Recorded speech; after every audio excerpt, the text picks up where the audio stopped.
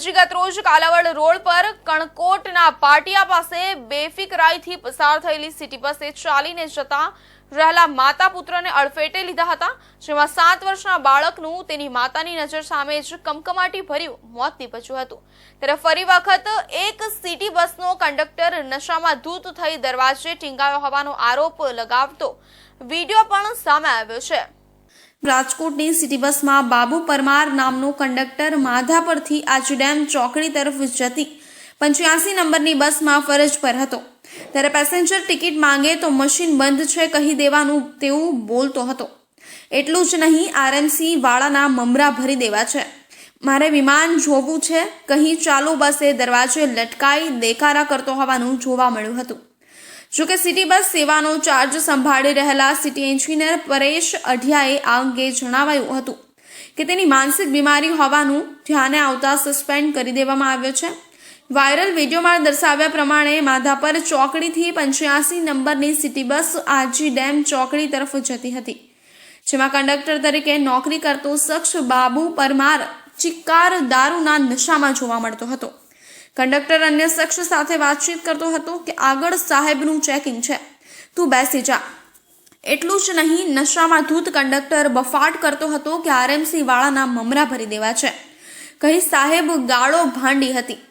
વિડીયોમાં એ પણ જોઈ શકાય છે કે જૂના એરપોર્ટ પાસેથી બસ પસાર થઈ ત્યારે મારે વિમાન જોવું છે કહી દરવાજે લટક્યો હતો।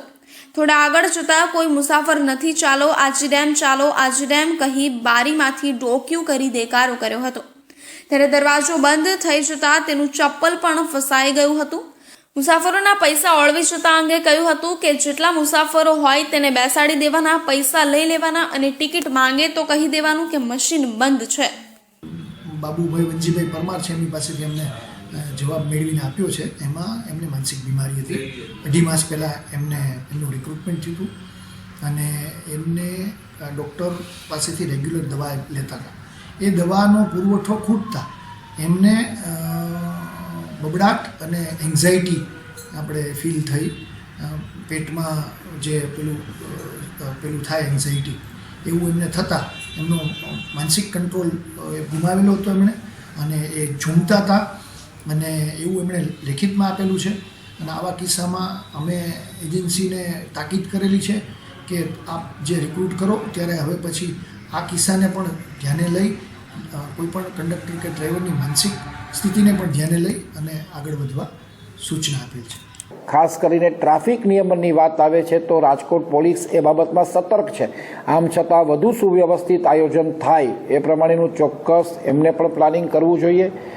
રહી વાત રાજકોટ મહાનગરપાલિકાની સિટી બસની, તો એમાં પણ નિયમોને આધીન ડ્રાઈવરોની ભરતી થાય, વ્યસનથી દૂર હોય અને કોઈની મામૂલી જિંદગી જોખમમાં ન મુકાય એ જોવાની જવાબદારી પણ તંત્રની છે। પણ જ્યાં સુધી લોકોમાં જાગૃતિ નહીં આવે અને ટ્રાફિકનું સેલ્ફ નિયમન ન થાય ત્યાં સુધી આ મને એવું લાગે છે કે આ પ્રશ્ન પેચીદો પ્રશ્ન હંમેશા રહેશે, એટલે લોકોએ પણ સ્વયં ડિસિપ્લિન રાખવી જરૂરી છે। સિટી બસના જે સંચાલકો છે, કોન્ટ્રાક્ટરો છે, એના કોઈ નોર્મ્સ પાલન કરવામાં આવતા નથી અને ખરેખર જ્યારે ડ્રાઈવરોની ભરતી કરે છે ત્યારે એના લાયસન્સ ચેક કરવા જોઈએ, એનું શારીરિક હેલ્થ સારી છે એ પણ ચેક કરવું જોઈએ। આજ સુધી ચેક કરવામાં આવતું નથી અને જેને તેની ભરતી કરે છે એટલે આવા બનાવો બને છે। અને આજે પણ મ્યુનિસિપલ કમિશનરના જે સિટી સંચાલક જે છે, એના મેનેજર છે, એને પણ સવારમાં મેં વાત કરી છે કે જે આ સિટી બસના સંચાલક જ છે એની સામે કડકમાં કડક પગલાં લેવાય એવી અમારી કોંગ્રેસ પક્ષની માગણી છે।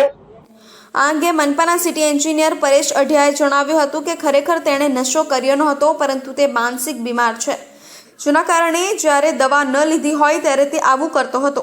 જોકે આ બાબત ધ્યાને આવતા શનિવારે જ બાબુભાઈ પરમારને સસ્પેન્ડ કરી દેવામાં આવ્યો હતો। તેમજ ફરીથી આવું ન બને તેના માટે મનપા કમિશનર સાથે ચર્ચા કર્યા બાદ અન્ય તમામ કર્મચારીઓના મેડિકલ સહિતના પગલાં લેવાની ખાતરી પણ તેમણે આપી હતી। સિટી બસની બેદરકારી અંગે શહેર ભાજપ પ્રમુખ મુકેશ દોશીએ પ્રતિક્રિયા આપતા જણાવ્યું હતું કે રાજકોટમાં અકસ્માતોની સંખ્યા વધી છે, અકસ્માતો રોકવા માટે તંત્રની સાથે લોકો પણ જાગૃત થાય તે જરૂરી છે। 18 વર્ષથી નીચેના બાળકોને વાલીઓ વાહન ચલાવવા ન આપે તે પણ જરૂરી છે। જ્યારે કંડક્ટર નશાની હાલતમાં હોવા અંગે જણાવતા કહ્યું હતું કે આ પ્રકારની બેદરકારી ચાલી શકે નહીં. તંત્ર દ્વારા આવા લોકોને તાત્કાલિક સસ્પેન્ડ કરવા જોઈએ. સાથે નવી ભરતી સમયે આ બાબતની કાળજી રાખવા